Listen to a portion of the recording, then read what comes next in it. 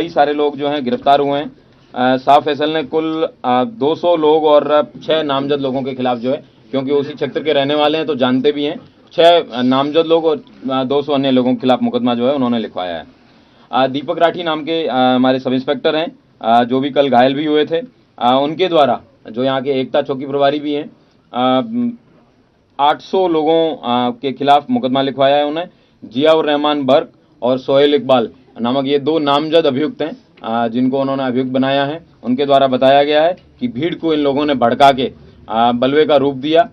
यह उल्लेखनीय है कि जियाउर रहमान बर्क को 168 BNSS का नोटिस जनपद संभल की थाना कोतवाली पुलिस द्वारा भी पूर्व में दिया गया था। उनके द्वारा पूर्व में भी भड़काऊ भाषण दिए गए थे।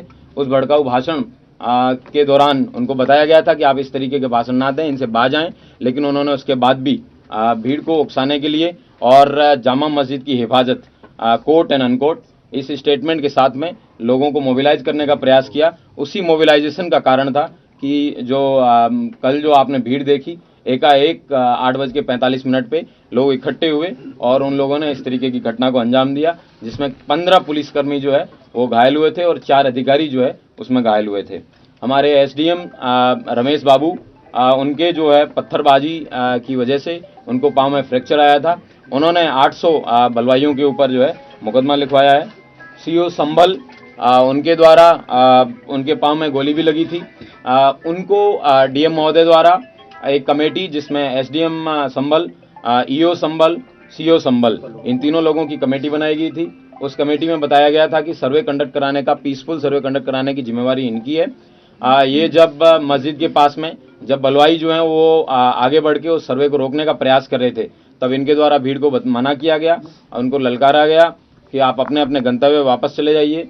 धारा 163, जो कि पहले 144 के नाम से जानी जाती थी, वो लगी हुई है, लेकिन उसके बावजूद इसमें फिर भीड़ की तरफ से फायर आया और वो CO साहब के पाँव में भी लगा।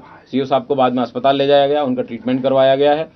उनके द्वारा जो पाँव में गोली लगी और भीड़ द्वारा मस्जिद में जाने के प्रयास पे उनके द्वारा जो है करीबन 700-800 अज्ञात लोगों के खिलाफ मुकदमा लिखवाया गया है।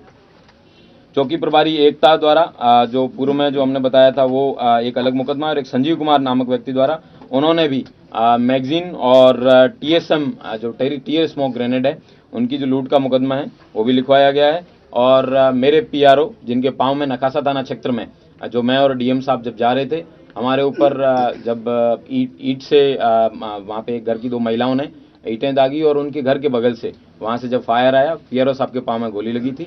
PRO साहब का भी ट्रीटमेंट करवाया गया है। उनके द्वारा 150 लोगों के खिलाफ थाना नकासा में मुकदमा पंजीकृत कराया गया है। वर्तमान में 22 लोग थाना कोतवाली से और थाना नकासा से 3 लोग हैं, वो जेल जा रहे हैं। कुल 25 लोग अभियुक्तों को अभी तक गिरफ्तार किया गया है।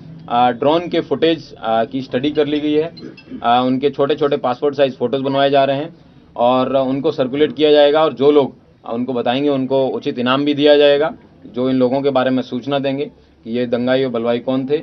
और सारे CCTV फुटेज हैं उनको भी कलेक्ट कर लिया गया है, और मैं उम्मीद करता हूं कि इस धरपकड़ में जल्दी जो भी नामजद अभियुक्त हैं और जो भी अन्य अभियुक्त हैं, उन सब लोगों को गिरफ्तार किया जाएगा और उनके खिलाफ जो विधिक कार्रवाई है वो सुनिश्चित की जाएगी।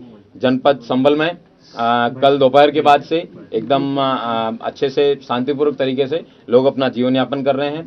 आज सोमवार को दुकानें भी बंद ही है वैसे संभल में, लेकिन फिर भी उसके बावजूद लोगों ने अपनी दुकानें खोली है। और इंटरनेट बैन है, वो इंटरनेट बैन जो है वो कल भी कंटिन्यू रहने के लिए मैंने DM महोदय से रिक्वेस्ट किया है। मैं उम्मीद करता हूं कि शांति व्यवस्था है वो इसी तरह कायम रहेगी।